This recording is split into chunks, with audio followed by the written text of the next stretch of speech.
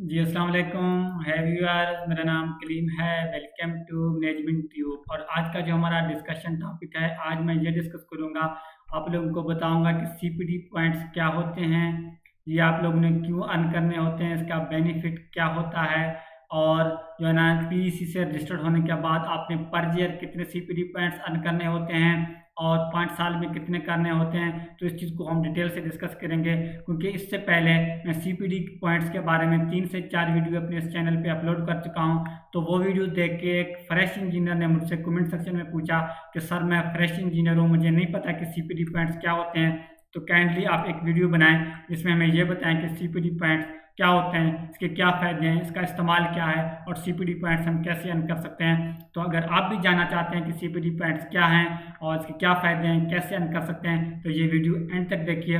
और मैं आप लोगों से ये रिक्वेस्ट करूंगा कि अगर आपने अभी तक मेरा चैनल सब्सक्राइब नहीं किया तो काइंडली सब्सक्राइब करें और बेल आइकन भी प्रेस करें अगर आप मेरे चैनल पर नए हैं। और इसके अलावा जो है ना पीसी के हवाले से अब तक मैं काफ़ी इन्फॉर्मेटिव वीडियोस बनाना अपलोड कर चुका हूँ अपने चैनल पे। अगर आप वो मेरी वीडियोस देखना चाहते हो तो आप मेरे चैनल पे जाएं, प्लेलिस्ट पे क्लिक करें और पीईसी पाकिस्तान इंजीनियरिंग काउंसिल के नाम से एक प्लेलिस्ट है, वहाँ से आप पीईसी के बारे में मेरी सारी वीडियोस एक्सेस कर सकते हो। चाहे आप रजिस्टर्ड इंजीनियर हो, चाहे आप प्रोफेशनल इंजीनियर हो, आप मेरी वीडियोज़ देख सकते हो। तो अभी चलते हैं अपने टॉपिक की तरफ। सबसे पहले तो आप लोगों को ये पता होना चाहिए, जैसे ही आप यूनिवर्सिटी से पास आउट होते हैं उसके बाद आप पाकिस्तान इंजीनियरिंग काउंसिल से जैसे ही आपकी रजिस्ट्रेशन होती है तो पीईसी की तरफ से आपको 5 सीपीडी पॉइंट्स अवार्ड किए जाते हैं। ओके, और उसके बाद रजिस्टर्ड होते ही अगले 6 सालों में आपके लिए कंपलसरी है कि आप फर्दर 12 सीपीडी पॉइंट्स अर्न करें ताकि ओवरऑल आपके 17 सीपीडी पॉइंट्स हों। अब आप सोच रहे होंगे कि आपको लोगों को 17 सीपीडी पॉइंट्स क्यों चाहिए। अच्छा, एक और चीज़ आप लोगों को बताऊं, चाहे सीपीडी आप बोलें इसको, चाहे आप पीसीपी बोलें, ये एक ही चीज़ है। सीपीडी का मतलब है कि कंटिन्यूटी टू प्रोफेशनल डेवलपमेंट और पीसीपी का मतलब है प्रोफेशनल क्रेडिट पॉइंट। ये जस्ट एब्रीवेशन का फ़र्क है और ये एक ही बात है। अब सीपीडी पॉइंट्स अर्न करने का क्या मकसद होता है? सीपीडी पॉइंट्स अर्न करने का मकसद ये होता है कि पाकिस्तान इंजीनियरिंग काउंसिल के बायलाज के मुताबिक जब आप पीईसी से रजिस्टर्ड होते हैं इंजीनियरिंग करने के बाद, तो फिर आपको चाहिए आप प्रोफेशनली खुद को ग्रूम करें। तो इसलिए उन्होंने इसको नाम दिया कंटिन्यूटी टू प्रोफेशनल डेवलपमेंट। आप प्रोफेशनली खुद को डेवलप करते जाएं। एक तो यह है कि सीपीडी पॉइंट्स अर्न करने के जो तरीके हैं, तो यह है कि आप CPD points Pakistan engineering council या मुख्तलिफ अदारों में पाकिस्तान इंजीनियरिंग काउंसिल से रजिस्टर्ड होते हैं, वहाँ आप लाइव वेबिनार और फिजिकली भी जो सीपीडी के सेमिनार होते हैं वो आप अटेंड कर सकते हो। जब आप वो अटेंड करते हो तो आप लोगों को सीपीडी का सर्टिफिकेट भी अवार्ड किया जाता है और आपको सीपीडी पॉइंट्स भी अवार्ड किए जाते हैं। मिनिमम 0.5 सीपीडी मिलता है और मैक्सिमम 1 सीपीडी पॉइंट मिलता है। ओके, और दूसरी बात यह है कि सीपीडी पॉइंट अगर आप इंजीनियरिंग करने के बाद एमएस करते हो, एमएस के आपको 2 सीपीडी पॉइंट्स मिलते हैं। और इसके अलावा अगर आप पीएचडी करते हो तो आपको 4 सीपीडी पॉइंट मिलते हैं। अगर आप एमएस और पीएचडी मतलब अगर दोनों करेंगे तो 6 सीपीडी पॉइंट्स आपको मिलते हैं। 2 एमएस के हैं और 4 पीएचडी के हैं। सेम इसी तरह रजिस्टर्ड होने के बाद जब आप लाइफ टाइम सब्सक्रिप्शन लेते हो, तब भी लाइफ टाइम सब्सक्रिप्शन जब आपका हो जाए तब भी आपको 1 सीपीडी पॉइंट मिल जाता है।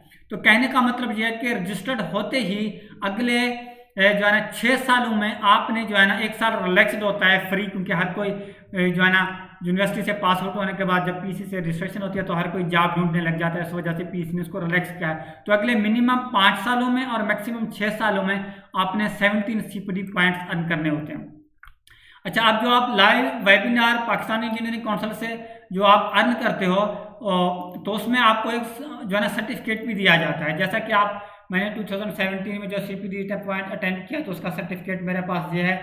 Pakistan engineering council continuity professional development program short course series. This certificate is awarded to engineer Kaleem Saifullah for attending 1 day CPD short course on maximize your performance through power of self motivation 1 CPD point.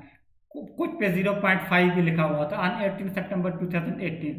तो same इसी तरह और भी मैंने CPD points attend किए क्योंकि मैं maximum CPD points earn करता हूँ और अटेंड करता हूँ। और इसके अलावा आप लाइव वेबिनार भी अटेंड कर सकते हो।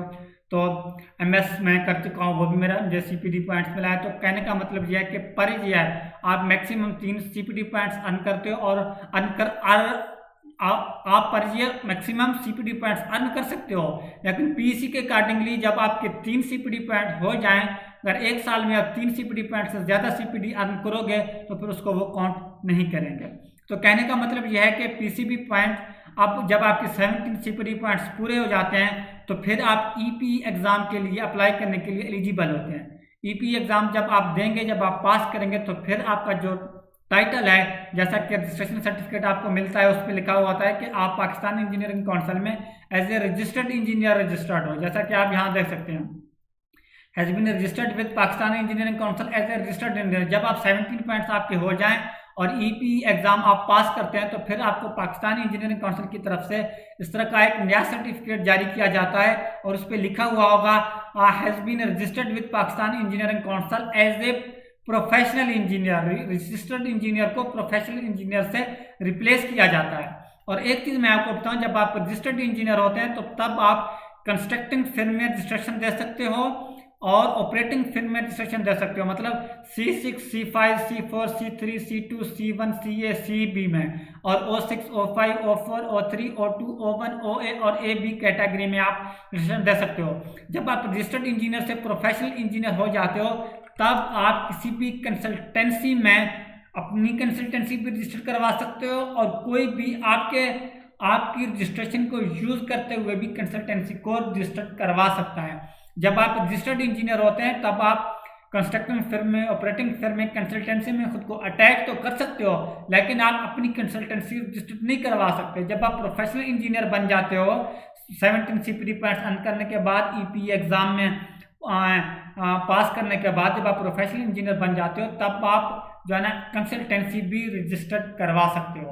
तो मैंने कोशिश की है कि CPD पॉइंट्स को एक्सप्लेन करूँ, और अगर आपको समझ नहीं लगी तो ये जो PEC की वेबसाइट है आप इस पे जाएं और जहां एक टैब है CPD के नाम से, इंट्रोडक्शन टू CPD, और CPD के बारे में काफ़ी सारे इन्होंने जो है ना दिए हुए हैं। आप इनको रीड करके भी फर्दर आप CPD पॉइंट्स के बारे में जान सकते हैं, पढ़ सकते हैं और इनके बारे में मज़ीद जान सकते हैं। तो अब अगेन मैं रिपीट करूंगा कि अगर आपने अभी तक मेरा चैनल सब्सक्राइब नहीं किया तो काइंडली सब्सक्राइब करें और बेल आइकन भी प्रेस करें। और अपने मुझसे ये भी रिक्वेस्ट करूंगा कि अगर आपको ये नहीं पता कि रजिस्टर्ड इंजीनियर और प्रोफेशनल इंजीनियर में क्या फ़र्क होता है तो वो मैं ऑलरेडी अपने इसी यूट्यूब चैनल पे बता चुका हूँ कि रजिस्टर्ड इंजीनियर प्रोफेशनल इंजीनियर में क्या फ़र्क होता है। वो वीडियोस आप लाजमी देखें और मेरे चैनल पे PEC के हवाले से जितनी भी वीडियोस हैं वो भी आप लाजमी देखें। आपको फर्दर जो है ना PEC के बारे में बहुत कुछ पता चल जाएगा और जो रजिस्टर्ड इंजीनियर प्रोफेशनल इंजीनियर में क्या फ़र्क होता है उसका जो लिंक है वो मैं डिस्क्रिप्शन में भी दे दूंगा।